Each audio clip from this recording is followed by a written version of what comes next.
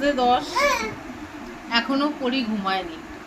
পরি ঘুমাবে না? ঘর পুরো চিল হয়ে গেছে। তুমি এসি রিমোট দিয়ে কি করছো? তুমি আবার বলছো দাও এসি রিমোট দাও, আমাকে দাও এসি রিমোট দাও। ঘর পুরো চিল ঠান্ডা হয়ে গেছে। দাও এসি রিমোট দাও। চলো সবে চলো, শীত করছে। দাও খাটে আসো। হ্যাঁ